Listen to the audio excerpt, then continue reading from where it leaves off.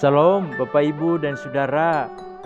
Di dalam kita memasuki tahun yang baru, tahun 2022 ini, firman Allah menyapa kita semua dengan sebuah tema, Ebenezer.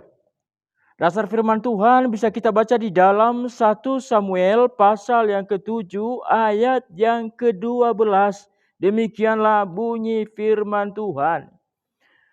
Kemudian Samuel mengambil sebuah batu dan mendirikannya antara Mispa dan Yesana. Ia menamanya Ebenezer, katanya.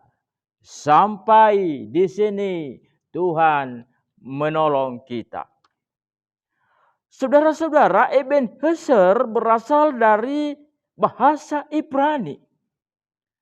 Menurut Alkitab Petunjuk Hidup Baru, Ebenezer dikasih pengertian adalah sesungguhnya sampai sekarang Tuhan telah menolong kita dan terus menolong kita. Ada ayat yang sangat menarik di dalam bagian firman Tuhan yang kita baca, yaitu di dalam 1 Samuel pasal yang ke-7 ayat yang ke-3 dikatakan, lalu berkatalah Samuel kepada seluruh kaum Israel demikian, jika kamu berbalik kepada Tuhan dengan segenap hati, maka jauhkanlah para Allah asing dan para Astarot dari tengah-tengahmu, dan tujukanlah hatimu kepada Tuhan dan beribadahlah hanya kepadanya, maka ia akan melepaskan kamu dari tangan orang Filistin. Di dalam ayat yang ketiga ini ada dua hal yang perlu kita garis bawahi Bapak Ibu, yaitu di dalam ayat yang ketiga A dan di dalam ayat yang ketiga C. Dikatakan jika kamu beribadah, berbalik kepada Tuhan dengan segenap hati, maka jauhkanlah para Allah asing dan Astarot kepadamu. Terus di dalam ayat yang ketiga C dikatakan, maka ia Tuhan akan melepaskan kamu dari tangan orang Filistin. Saudara-saudara yang terkasih, kita tahu bahwa tahun 2021 adalah tahun yang penuh kesulitan dan tantangan hidup. Mungkin di tahun 2021 itu kita mengalami kekecewaan dan keputusasaan karena berbagai kendala COVID-19, para karyawan di PHK, dan seterusnya. Tetapi ketika kita memasuki tahun 2022 ini, Tuhan mau agar kita menjadi umat yang penuh pengharapan. Karena apa? Karena kita sudah mengambil satu sikap sebagaimana bangsa Israel tadi, yaitu mereka mau kembali kepada Tuhan dan bertobat.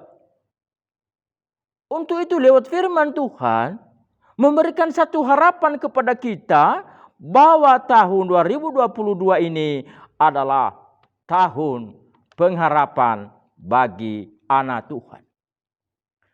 Bapak, Ibu, dan Saudara, kita membaca juga di dalam ayat yang ke-10.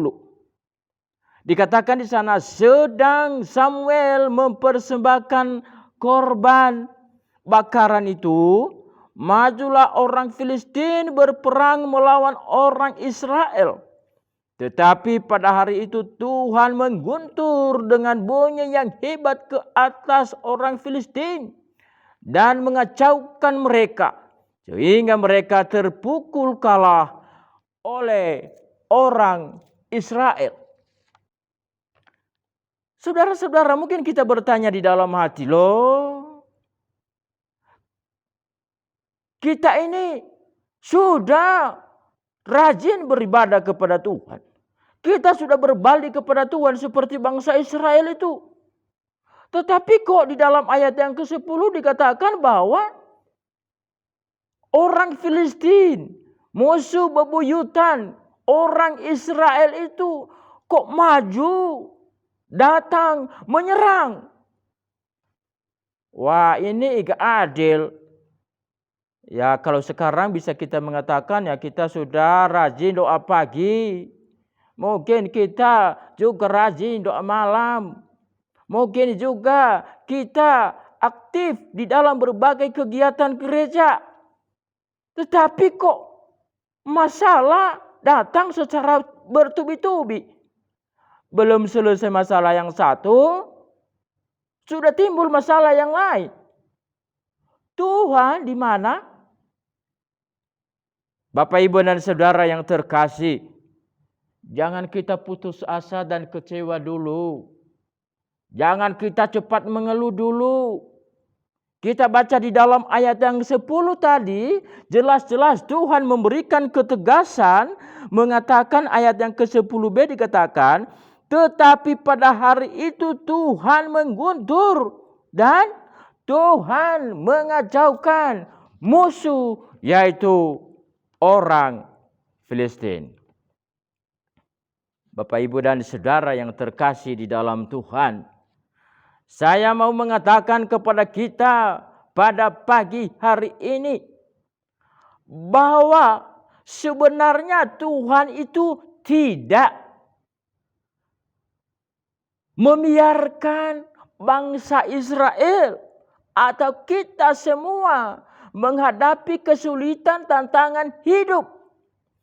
Tapi sebenarnya Tuhan sedang berkarya, menyatakan kemuliaannya, menyatakan kuasanya, menyatakan otoritasnya, dan menyatakan bahwa Dia adalah Allah yang benar, Allah yang besar melebihi segala Allah. Tuhan mau agar kita umatnya benar-benar mengalaminya. Tuhan mau agar kita umatnya menyaksikan kuasanya. Tuhan mau agar kita umatnya benar-benar mengalami kedahsyatannya.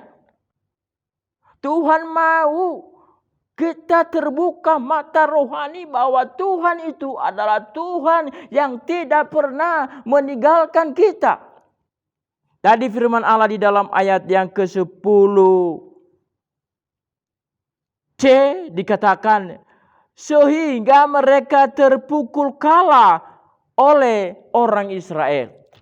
Boleh kita menghadapi tantangan masalah, tetapi kita yang mendengarkan firman Tuhan pada pagi hari ini, Tuhan kita itu lebih besar daripada masalah yang kita hadapi. Tuhan kita lebih besar daripada kesulitan yang kita hadapi. Dan kalau firman Allah mengatakan kepada kita pada pagi hari ini adalah Ebenezer, maka sesungguhnya Tuhan memberikan pertolongan kepada kita di dalam memasuki tahun 2022 ini sampai selama-lamanya. Agar firman Tuhan begitu singkat, Tuhan memberkati kita semua. Haleluya. Amin. Kita berdoa. Dengan penucapan syukur dan terima kasih kami menaikkan di hadapan-Mu Tuhan.